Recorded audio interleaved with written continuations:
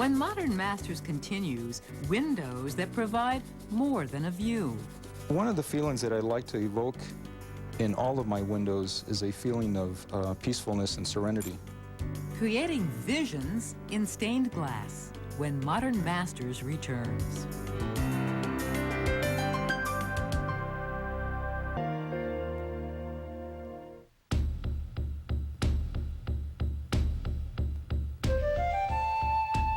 This window offers a different view of New Mexico, a mystical world, seen through the eyes of stained glass artist Salvador Equihua. As I'm traveling through the mountains, I have like dreams, or I see visions in front of me. Salvador moved to Moriarty, New Mexico about 4 years ago. One of the main reasons that I moved to New Mexico is to be inspired by the landscape and the skies.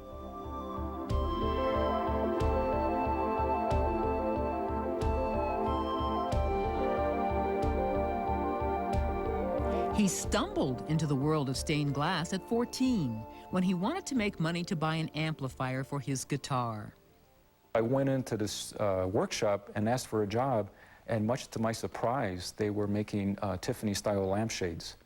And I started to learn how to cut glass there, even though when I first started working with glass there, they told me that I would never become a glass cutter because I just kept breaking glass. But he soon learned to make showroom pieces without breaking them. By 21, Salvador opened his own studio and joined a new generation of artists working to revive the ancient technique of glass fusion. Because there's many techniques at that time, this is back, probably like the early 70s, late 60s, where a lot of the old techniques were being lost. The Egyptians and Persians fused glass 4,000 years ago.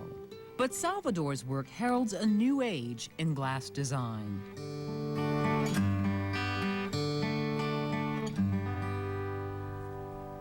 He starts with a drawing, which he paints with watercolors. Since glass is such a fluid material to work with, and many times when a light passes through it, it reminds me a lot of a watercolor. From his watercolor, Salvador copies a pattern, which he uses to cut the shapes you'll need for a window. I get to be a little kid and break and shatter glass, and it's a certain kind of release for me. Salvador must be careful to keep his glass cutter well oiled, or else... This one's gonna crack. I didn't use any oil. I have to redo it. But his cuts are usually precise, and he rapidly finishes each piece. And then with the glass pliers, you can come back and clean any sharp edges.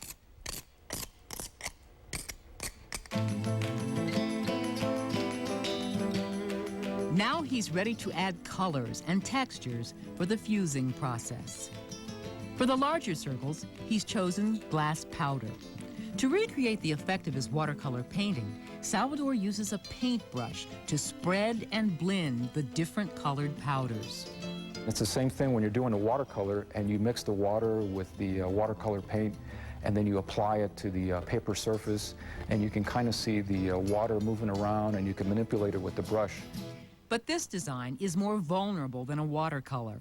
Salvador remembers times when his powders bit the dust on the way to the kiln.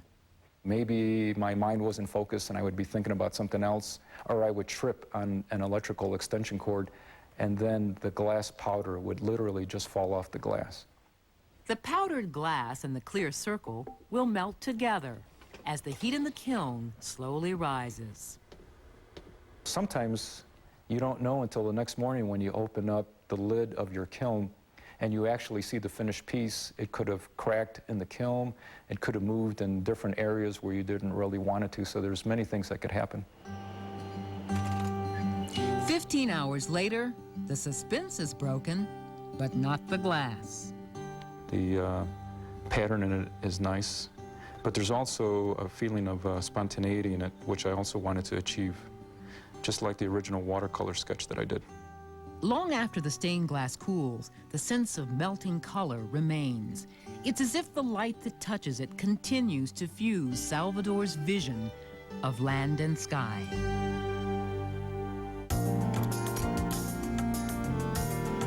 When we return, adding a touch of the space age to an ancient art. It's kind of like a transcendental quality because it's going to look very different in different forms of light. More Modern Masters in a moment.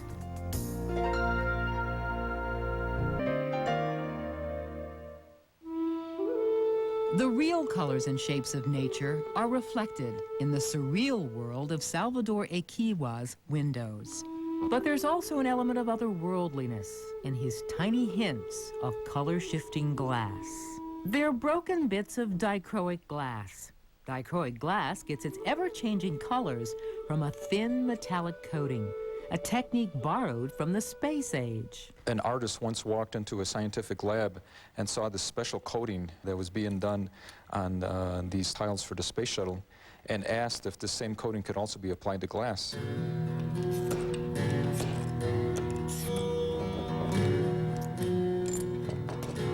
Salvador will use the dichroic glass in another fusion technique. This time, Salvador stacks random pieces of clear glass atop a larger piece, occasionally adding a dash of dichroic glass. I don't like to use too much of it because I feel that a lot of it is too overpowering, but I just love the subtlety. In the kiln, the random pieces will fuse into one textured whole. The next day, Salvador opens the kiln on a tiny melting glacier.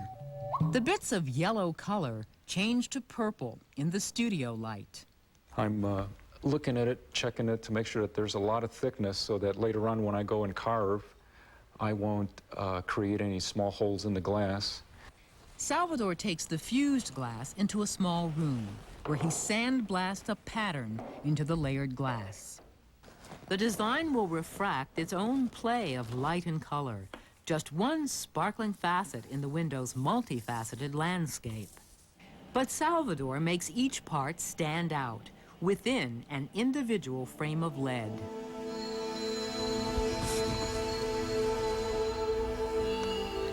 Once he's soldered the window together, he polishes the glass and lead to reveal his watercolor vision. Salvador sees the individual shapes and colors not just as stained glass, but as natural elements. You can call some of these elements water, you can call them air, you could call them the earth. That I like to leave up to the viewer. But to me, it's kind of like a dance because there's these different components, whether they're the bevel glass circles, the jewels, or some of the fused glass components that I've made. To me, they seem to be floating around this center point.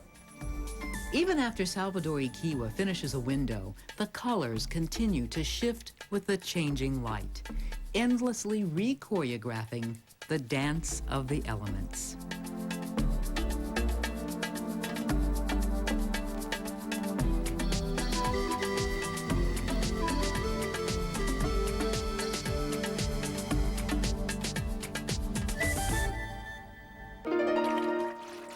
Country Style is joined